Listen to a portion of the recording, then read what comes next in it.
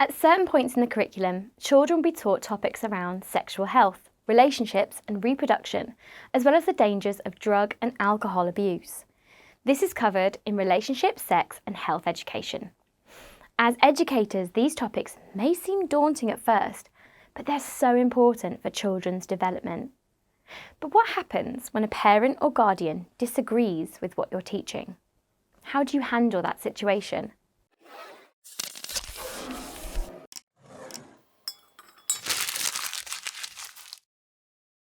Hi everyone, I'm Natalie from My Progression, and today we're going to cover talking to parents about relationship, sex and health education, otherwise known as RSHE.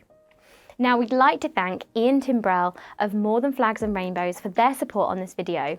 More Than Flags and Rainbows is a not-for-profit organisation aiming to make schools and colleges more inclusive. They offer setting out an RSHE curriculum health check, along with advice, guidance and training on RSHE and LGBTQ+ topics. To find out more, head to the link in our description, and whilst you're there, like, subscribe and click on the bell to keep hearing more from My Progression. So what is RSHE? Relationship, sex and health education, known as Relationships and Sexuality Education in Wales, are a set of topics taught from primary age which are part of the national curriculum. You may also see RSHE written as RSE. RSHE is more than teaching children about sex and reproduction.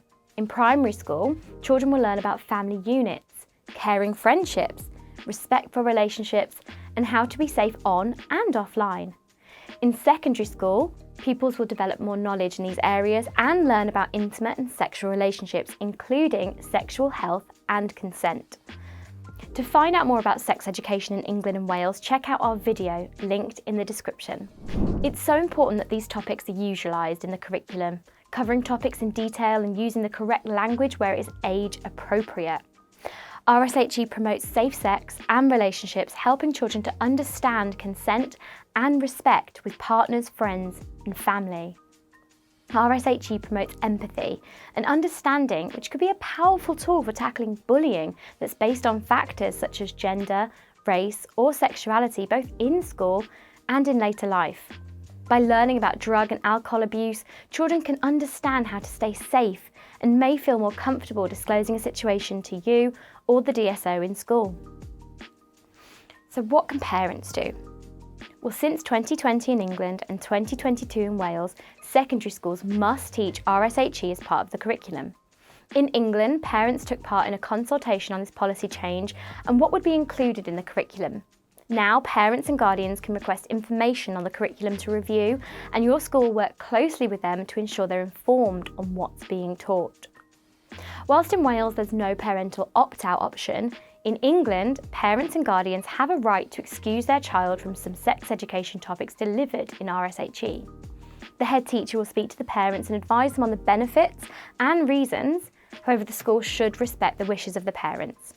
In primary school, the child is withdrawn automatically, apart from in any science lessons. In secondary school, the child can be withdrawn up to and until 3 terms before the child turns 16. After that point, the child can request to rejoin sex education for one of the terms. There are a myriad of reasons why a parent or guardian may request to withdraw their child, and each reason is personal. Some may simply not understand what's being taught. Maybe they've read something online that's incorrect or have heard some gossip at the school gates. It's important to listen to these concerns and myth bust where you can. A parent may complain, sound frustrated, or even become aggressive, and if this happens, we're going to take you through how to handle that conversation.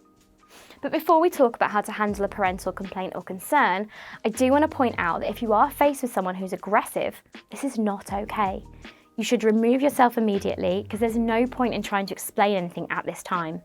The best thing to do is try and diffuse the aggression. I can see you're angry and I'm happy to talk to you about this, but not when you're being aggressive. Walk away or get help if needed. So let's say a parent has come to you and wants a section of RSHE to be removed or to withdraw their child. In this example, they don't want their children to learn about the LGBTQ+ community. What do? The first thing to remember is, as a teacher, you're doing what you're hired to do, which is to teach the curriculum set to the best of your ability. the next thing you can do is use a bit of a script to make the parent feel listened to, but direct the conversation to a productive resolution. Saying you disagree won't diffuse the situation, which we can imagine is already pretty tense. So to do this, you're going to follow 4 easy steps. Step 1, repeat what they've said. Step 2, repeat the school values. Step 3, explain why. And step 4, redirect.